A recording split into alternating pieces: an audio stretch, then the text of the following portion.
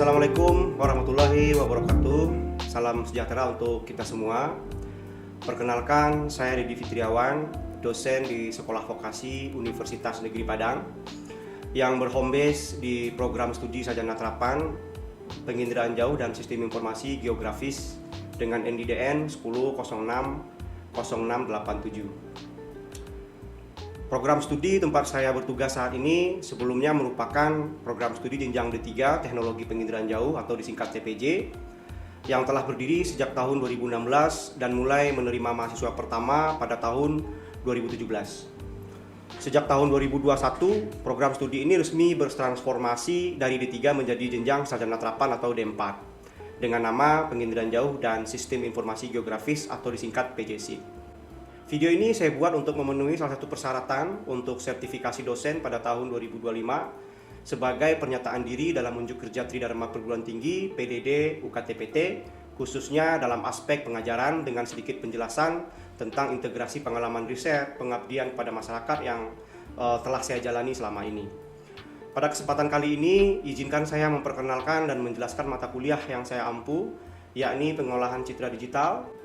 Mata kuliah ini saya ampuh bersama 3 mata kuliah lain yang saling terintegrasi dan membentuk satu jalur pembelajaran utuh, yaitu survei GNSS, fotogrametri digital, dan survei pemetaan dasar.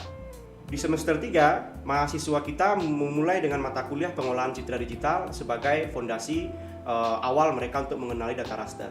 Di sini mereka akan diperkenalkan pada sistem data raster, konsep citra satelit, serta teknik-teknik dasar pemrosesan citra seperti komposisi band, indeks vegetasi, hingga interpretasi dan klasifikasi pada tahap awal. Selanjutnya di semester berikutnya, yakni semester 4, mahasiswa secara paralel mengambil mata kuliah survei GNSS dan fotogrametri digital. Mereka mulai terjun kepada pengambilan data langsung di lapangan, mengukur titik kontrol tanah dengan menggunakan GPS geodetik dengan berbagai metode seperti statik, RTK, N-trip, hingga PPK, serta mempelajari proses akuisisi foto udara dan pengolahannya menjadi ortomozaik serta model 3D permukaan. Muara dari seluruh pembelajaran ini adalah mata kuliah puncak bernama survei pemetaan dasar pada semester berikutnya. Di mata kuliah ini, di samping keterampilan lapangan juga diuji, mahasiswa akan mengintegrasikan semua yang telah mereka pelajari sebelumnya. Disinilah mereka akan diuji di level 6 untuk KKNI di level analis. Karena mereka tidak hanya sekedar memproduksi peta dasar dari sumber citra satelit resolusi tinggi atau foto udara UAV, tetapi juga menganalisis dan memvalidasi akurasinya. Mata kuliah PCD ini diberikan pada semester 3 dengan bobot 4 SKS dan merupakan salah satu mata kuliah fundamental dalam struktur kurikulum vokasi program studi Sarjana Terapan PJSI. Mata kuliah ini telah didesain untuk membekali mahasiswa dengan keterampilan dan pengetahuan dalam membaca, menginterpretasi, serta mengolah data raster dari citra satelit. Keunggulan utama dari PCD ini adalah kemampuannya di dalam menjembatani antara teori penginderaan jauh dengan praktik-praktik deteksi pengenalan objek yang ada di lapangan hingga pemrosesan spasial berbasis perangkat lunak profesional. Proses pembelajaran dirancang berdasarkan pendekatan DIA, Delivering, Interaction, dan Assessment. Dalam proses delivering, mahasiswa menerima materi secara bertahap selama 16 pertemuan, disesuaikan dengan CPMK yang diturunkan dari CPL Prodi.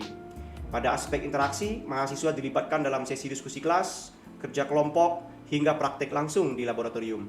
Sedangkan dalam asesmen, evaluasi dilakukan melalui tugas tematik, praktikum mingguan, hingga proyek-proyek akhir yang bersifat aplikatif dan kontekstual, termasuk kegiatan analisis akurasi spasial terhadap hasil klasifikasi citra yang telah mahasiswa lakukan, baik melalui metode error matrix, validasi lapangan, maupun overlay terhadap peta referensi resmi.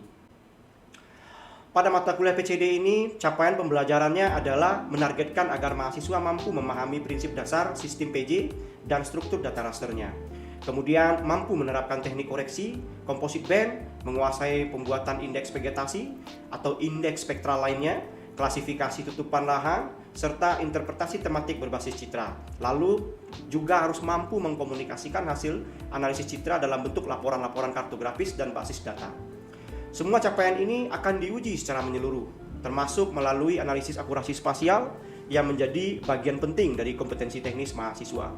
Dengan bekal ini, kami berharap lulusan mata kuliah PCD ini siap melangkah ke jenjang kompetensi yang lebih tinggi, mampu menyusun, mengkritisi, dan memvalidasi peta tematik berbasis citra dengan presisi spasial sesuai standar-standar dan regulasi yang berlaku di Indonesia.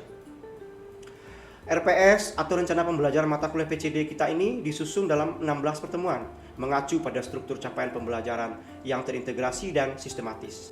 Saya akan mencoba menguraikan per minggu. Di minggu pertama, mahasiswa diajak memahami kontrak-kontrak perkuliahan, pengantar konsep dasar citra digital, termasuk alur perolehan dan penyimpanan citra. Termasuk juga prinsip-prinsip logika biner, kompresi data satelit untuk penyimpanan. Selanjutnya pada minggu kedua dan ketiga, berfokus pada konsep fisika penginderaan jauh, jenis-jenis resolusi, serta operasi-operasi statistik terhadap data raster pada citra. Di minggu keempat hingga kelima, mahasiswa mulai mengoperasikan aljabar citra dan menyusun composite band serta menerapkan transformasi warna seperti true color atau false color dalam menampilkan fitur-fitur objek permukaan bumi secara visual. Untuk mendukung seluruh proses pembelajaran mata kuliah PCD ini, saya memanfaatkan berbagai sumber belajar yang bersifat kontekstual, vokasional, dan berbasis hasil riset aktual. Materi utama disusun dalam bentuk modul praktikum yang dilengkapi dengan tutorial langkah demi langkah, lembar kerja, serta video-video demonstrasi. Di luar bahan ajar tersebut, mahasiswa juga diperkenalkan pada literatur ilmiah, khususnya yang berkaitan langsung dengan topik yang sedang mereka pelajari. Beberapa referensi utama berasal dari artikel ilmiah hasil riset saya sendiri bersama tim dosen lain yang telah dipublikasikan di jurnal bereputasi Scopus. Di antaranya adalah artikel berjudul Understanding Encroachment, Typologies, Truth Remote Sensing and Socioeconomic Analysis di jurnal Environment Management Q1 Springer Nature. Pada artikel ini saya bertanggung jawab atas analisis perubahan land use land cover dan pengolahan citra satelit di kawasan Taman Nasional Kerinci Sebelat yang bekerjasama dengan mitra peneliti dari Jepang. Selain itu, beberapa artikel lain yang juga saya gunakan sebagai referensi studi kasus antara lain Exploring the Effects of Land Use and Land Cover Change in Menhir di tahun 2053 karena kami memprediksi perubahan penggunaan lahan di tahun 2053 menggunakan seluler automata sebagai basis AI Artificial Neural Network dengan studi kasus di MAEK Kabupaten 50 Kota. Artikel ini telah terbit di International Journal of Geoinformatics Q3 serta studi perbandingan metode GNSS untuk ortorektifikasi citra satelit resolusi tinggi di Kota Padang yang telah saya seminarkan di Seminar Internasional Springer Proceeding di Q4. Seluruh artikel ini secara langsung saya gunakan sebagai bahan diskusi, bahan referensi mereka untuk memilih metode yang pas dalam proyek-proyek kelas mereka agar mahasiswa kami dapat belajar langsung dari riset terkini yang dilakukan oleh dosennya sendiri.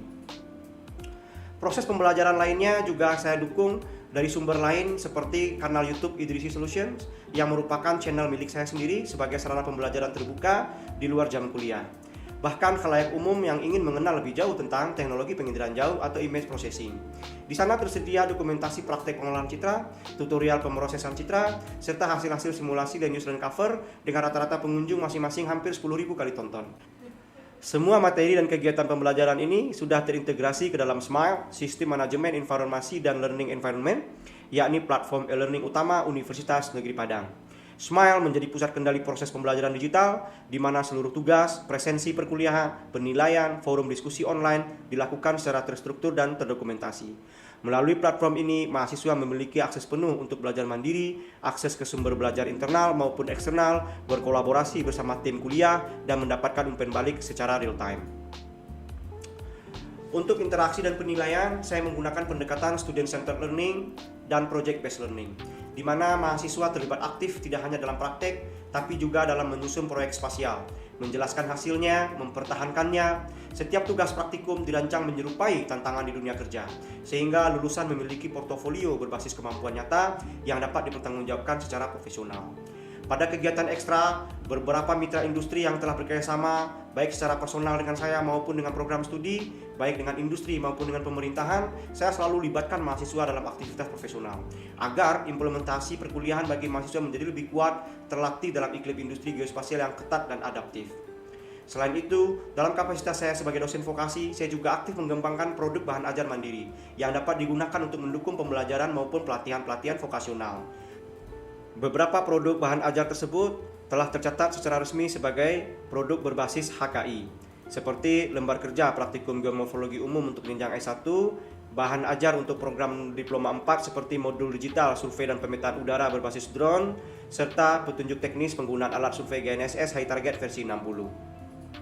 Semua mata kuliah yang saya ampu di program studi PJSIK ini, baik pengolahan citra digital, survei GNSS, fotogrametri digital, maupun survei pemetaan dasar, dirancang dengan keterkaitan yang jelas, serta diselaraskan langsung dengan standar kompetensi Kerja Nasional Indonesia atau SKKNI, bidang informasi geospasial untuk jenjang Diploma 4. Melalui pendekatan ini, saya harap mahasiswa tidak hanya memahami teori, tapi juga dibekali dengan keterampilan praktis dan portofolio nyata yang siap digunakan dalam dunia kerja. Berikutnya, izinkan saya untuk menyajikan video pembelajaran tatap muka di kelas untuk salah satu pertemuan, yakni materi visualisasi composite band dan transformasi warna citra yang merupakan pertemuan kelima pada mata kuliah pengolahan citra digital. Waalaikumsalam warahmatullahi wabarakatuh. Selamat siang, dari semua mahasiswa. Kita bertemu kembali di mata kuliah pengolahan citra digital. Tidak terasa kita sudah 5 minggu saja menjalani kuliah ini. Sekarang kita sampai di pertemuan kelima, yang mana materinya adalah tentang visualisasi citra. Sebelumnya, adik-adik juga sudah mempelajari 4 pertemuan sebelumnya, mulai dari teknik penyimpanan data, perolehan citra, kemudian ada statistik citra, kemudian ada aljabar citra. Kali ini kita akan masuk ke materi yang kelima ini. Kita lebih banyak bermain dengan data yang asli, artinya sudah mulai mengolah citra secara visual. Jadi pada pertemuan kelima ini, capaian pembelajaran yang harus kalian peroleh nanti setelah minggu ini adalah kemampuan di dalam komposit citra, sehingga kalian memahami fitur-fitur objek permukaan bumi apa saja yang bisa diperoleh dari visualisasi citra yang akan kita pakai. Adik-adik sudah memperhatikan e-learning di minggu lalu. Itu ada tugas, yaitu mendownload citra. Citra yang dipakai juga citra yang sama dengan materi sebelumnya, yaitu statistik dan aljabar citra. Sekarang citra itu kita akan pakai juga untuk memvisualisasikannya, ya. Karena di dalam visualisasi citra kita akan singgung sedikit materi sebelumnya, bagaimana pengaruh dari radiometrik, ya, bagaimana pengaruh dari kedalaman pixel, bagaimana pengaruh dari grayscale atau warna dari sebuah citra. Ini sekedar review bahwasanya di materi sebelumnya sudah dijelaskan perbedaan bit, ya, perbedaan bit antara citra yang dipakai akan mempengaruhi kualitas gambar. Bagaimanapun di tengah teknologi yang sudah sangat canggih seperti sekarang ini, adik-adik semua sudah dikenalkan dengan penggunaan AI, cloud computing dan seterusnya. Tetap saja di dalam menginterpretasi citra dibutuhkan kemampuan kita sebagai manusia di dalam mengenali objek. Ya, masih ingat materi ini? Siapa yang bisa bantu? Masih ingat? Fajar mungkin? Mungkin untuk seperti makin besar bitnya, untuk ukurannya semakin besar. Objeknya semakin jelas. Semakin jelas, dan kalau misal semakin kecil bitnya, maka untuk abu-abunya semakin berapa? Ya, derajat keabuannya semakin pendek, ya. Artinya kita akan kesulitan di dalam mendeteksi objek. Betul? Setuju semua? Setuju. Nah, padahal kita bisa mendeteksi apakah dia rambut tebal, rambut tipis, ya, dari bapak tua ini, benar? Sehingga kita akan mengetahui kalau semakin tinggi bitnya, kita akan tahu degradasi, ya, bahwasanya memang rambutnya makin ke depan makin tipis. Tapi kalau kita hanya pakai 1 bit, ya, kita sama sekali sulit akan mendeteksi. Paham bedanya, ya? Nah, begitu juga yang terjadi di permukaan bumi, semuanya itu nggak ada yang biner. Semua nggak ada yang biner di permukaan bumi ini. Kalau kamu misalnya berjalan kaki di sebuah, pernah daki gunung misalnya? Bagi yang pernah mendaki gunung, misalnya Gunung Merapi, pas kita masuk dari Kota Batu itu, permukiman, ya, lalu ada ladang, ya, makin lama makin jadi semak tipis-tipis, jadi semak makin lebat, sampai hutan tinggi. Ada nggak misalnya kita buka pintu rumah langsung ketemu hutan tinggi? Ya, sangat tidak mungkin. Oleh sebab itu degradasi itu menjadi penting, karena memang di permukaan bumi dia itu juga berdegradasi dari yang tipis-tipis dulu sampai yang gede. Paham ya? Itu kita harus paham dengan objek.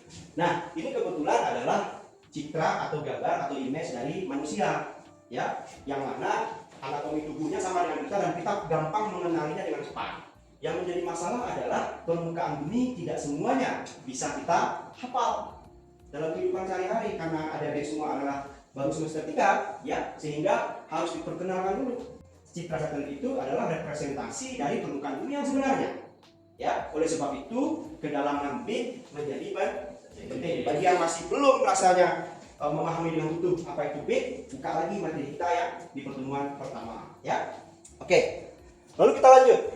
Pada tampilan monokromatik, artinya di dalam tampilan citra 1 band dia hanya mono, satu. Citra itu ditampilkan selalu dengan tingkat kecerahan atau tingkat keaguan, ya, atau grayscale dalam bahasa Inggrisnya. Di mana dia adalah manifestasi dari kuat atau rendahnya pantulan objek yang diterima oleh sensor. Lalu itu selaras dengan persepsi mata kita sebagai manusia. Semakin tinggi cahaya yang diterima oleh objek, mata kita akan gampang menangkap gambar itu. Kalau tiba-tiba ruangan lab ini kita matikan lampu, mata kita juga sama sekali tidak akan melihat apapun. Ya, sama dengan sensor. Lalu citra itu ya selalu memiliki band yang tunggal, ya, atau dengan monokromatik, sehingga berbeda citra, berbeda jenis citra yang dipakai, satelit yang dipakai, produknya pun berbeda, panjang gelombangnya pun sebetulnya sama. Band biru itu 0,4 sampai 0,5 mikrometer. Ya, ini sudah disinggung di fisika penginderaan jauh. Sekarang kita masuk ke pertemuan 5, kita akan fokus ke sebuah daerah yang harusnya kalian sebagai mahasiswa Universitas Negeri Padang yang berdomisili, bertempat tinggal, indekos, walaupun kalian berasal dari berbagai daerah di Indonesia, harusnya sudah tahu ini objek apa. Ya, ada yang tahu ini objek mana? Harus enggak? Ada yang tidak sepakat? Saya tidak sepakat. Siapa yang tidak sepakat? Tunjuk tangan. Alasannya apa?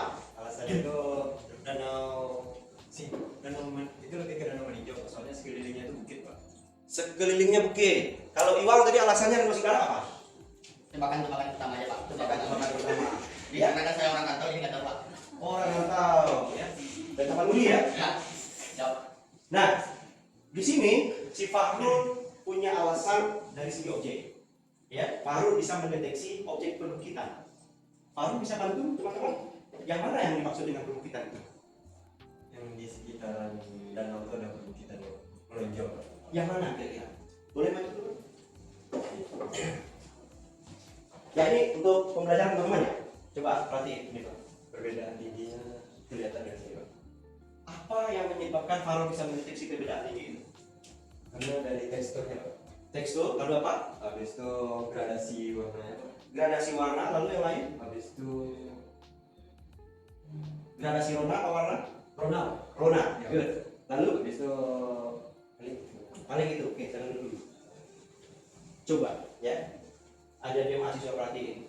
Degradasi rona itu akan membantu kita mendeteksi permukaan bumi. Kenapa? Karena objek ini kalau dia relatif gelap itu ada indikasi indikasi.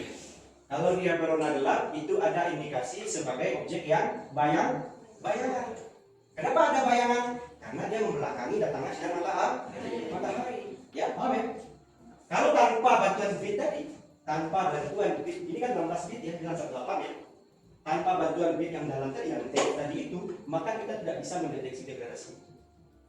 Kita bisa paham bahwasanya arah datang sinar matahari mengarah timur ya. Jam berapa biasanya sekitar saat ini beroperasi? Sampai di sinarnya jam berapa?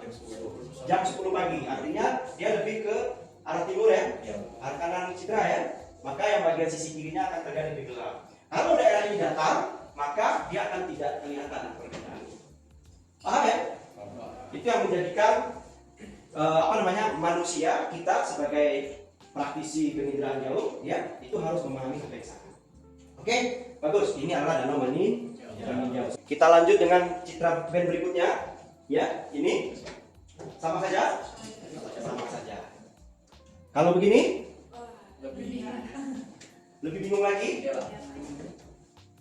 Kalau berwarna, sudah lihat Google Maps? Bukit tinggi, Pak. Apa alasannya begini?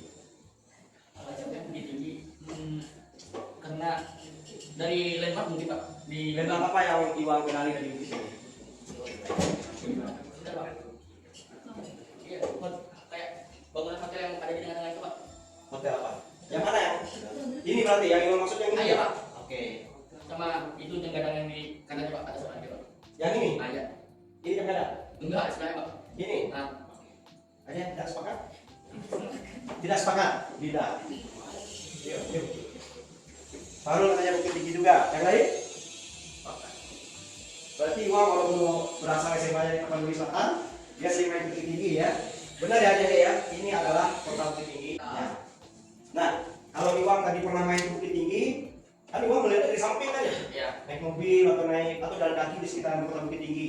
Sekarang pas melihat dari atas, apa yang membuat Iwan yakin itu adalah hotel yang mau maksud atau itu adalah jam gadang yang mau maksud? Kemungkinan dari pola jalannya Pak, kisaran pola jalan sama kepadatan penduduk sekitar hotel lebih tinggi. Dan untuk bangunan hotel, kenapa bisa Iwan katakan itu hotel? Karena dari bangunannya juga lebih megah dari sekitar yang ada di sana Pak, dari pemukiman sekitarnya Pak. Mungkin bisa dikatakan hotel. Kemudian untuk RTH-nya mungkin kan di Bukit Tinggi ada RTH tempat untuk lebih jauh yang untuk di daerah dekat jam gadang. Jadi mungkin bisa Iwan katakan itu Pak jam gadang Pak. Oke, bagus. Ada yang mau menambahkan? Ya. Jadi Iwang sudah berhasil mendeteksi objek ya, dari sebuah citra dari pengalaman dia pernah ke sana. Ya. Walaupun selama ini kalian melihatnya secara horizontal, sekarang kita main di image, di satelit, di penginderaan jauh, di pemetaan kita akan melihatnya secara vertikal ke bawah. Ya, itu ketika Iwang pernah main ke sana. Beda soal ketika pertanyaan saya yang pertama tadi, danau meninjau, karena Iwang belum pernah ke danau meninjau, dia menganggap itu adalah danau singkat. Apa kesimpulannya? Apa kesimpulannya? Jadi harus sering survei. Kita harus sering-sering survei. Nah, survei itu nggak harus survei profesional ya. Artinya kalian jalan-jalan kemanapun, ada urusan keluarga, ada urusan kuliah, atau pergi ke tempat kawan, ya itu sering-sering memperhatikan objek sekitarnya. Lalu menggunakan platform-platform yang sering kalian pakai, misalnya aplikasi Gojek, ya. Lalu kalian pakai Google Maps untuk membantu mobilitas kalian ya, mencegah macet dan lain-lain. Nah, ketika kalian sudah familiar dengan objek, maka kalian akan cepat mengenalinya. Ya, itu yang saya bilang tadi di awal, dengan foto manusia, dengan foto udara atau citra satelit, kita akan lebih gampang mendeteksi objek manusia karena kita anatominya sudah hafal.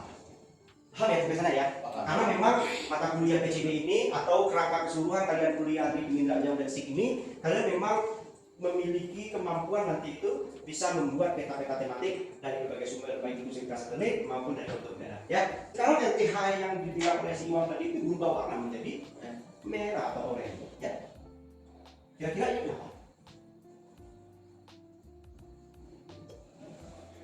Silakan. Ya, Karena itu menandakan adanya vegetasi Pak, sekitar itu.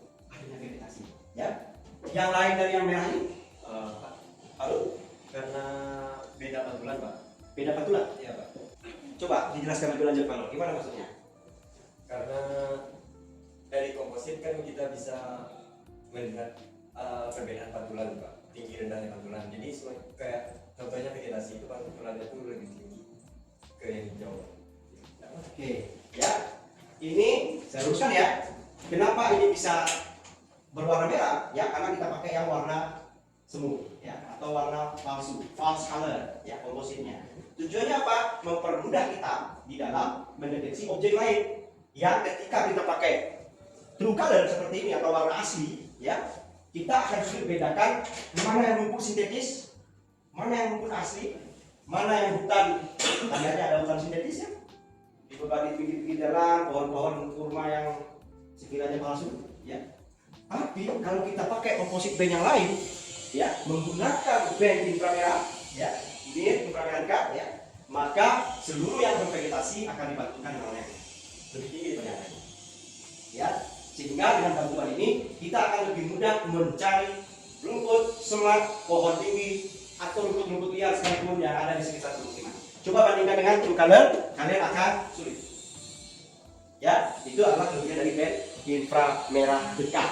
Nah, ini dalam bentuk monokromatik, satu band near saja kita tampilkan, satu band monokromatik, maka yang vegetasi dia tampilannya lebih cerah. Paham? Paham ya, sampai di sini ya.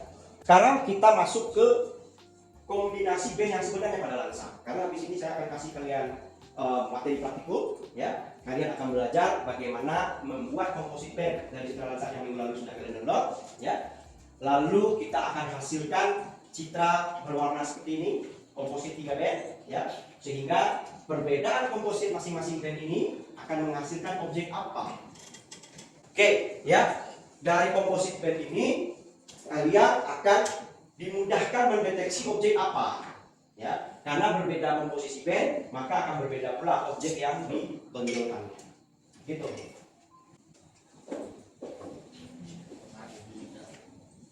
Ada yang bisa? Dina barangkali? Warna ungu. Boleh di depan tunjukkannya yang mana?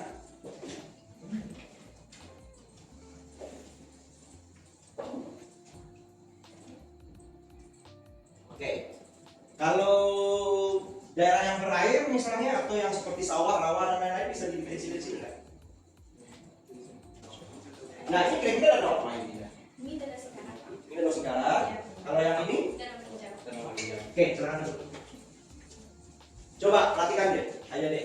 Di sini satu komposit yang saya sering pakai ya, artinya ini bisa diadopsi juga.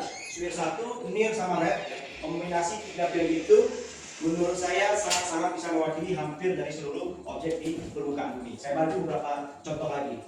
Yang berwarna biru, ya dia berasosiasi ya atau berada di sekitar permukiman dan wilayahnya relatif datar. Ya, apa isinya mana yang bukit, mana yang gunung ya?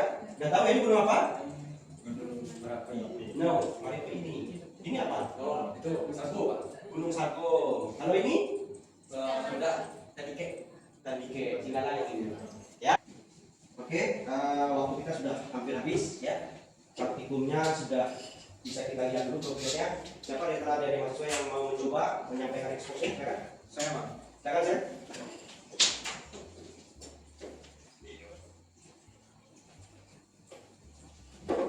Oh, baik, saya akan menjelaskan dari urban dengan band 764. Dapat teman-teman lihat bahwa ada di sekitar sebelah ini adanya warna biru dan juga warna coklat, yaitu yang warna biru adalah perairan dan warna coklat adalah pemukiman. Jadi kenapa kasih nama urban? Alasannya apa tadi saya?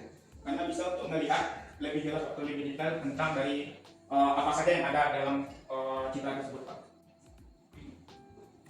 Dapat teman-teman lihat yaitu dua color dengan band 432.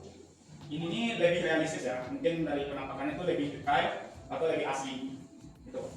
Oke, ini yang tadi kita singgung di materi ya. Oke, teman-teman mungkin ada yang berbeda pendapat atau mau kasih masukan, mungkin menemukan komposit band tertentu yang sekiranya lebih baik atau lebih jelas objeknya dibandingkan yang dibuat Yaser. Ya, gimana? Sama ya? Sama juga. Oke. Silakan dulu Yaser, kita kasih aplaus buat Yaser. Oke ya, adik-adik, itu tadi kita udah kasih contoh ya. Si Yaser juga sudah berani tadi nampilin progres dia, walaupun ini masih areanya kecil ya, mungkin untuk menghemat waktu. Sekarang kalian harus mengakses aplikasi Smile kita di e-learning. Di situ sudah ada uraian tugas untuk 1 minggu ke depan, ya, disiapkan sesuai instruksi. Lalu jangan lupa ini laporan praktikum untuk processing ini ya, visualisasi citra satelit saat ini dengan komposit band tertentu. Saya sudah kasih di e-learning, nanti silahkan diakses.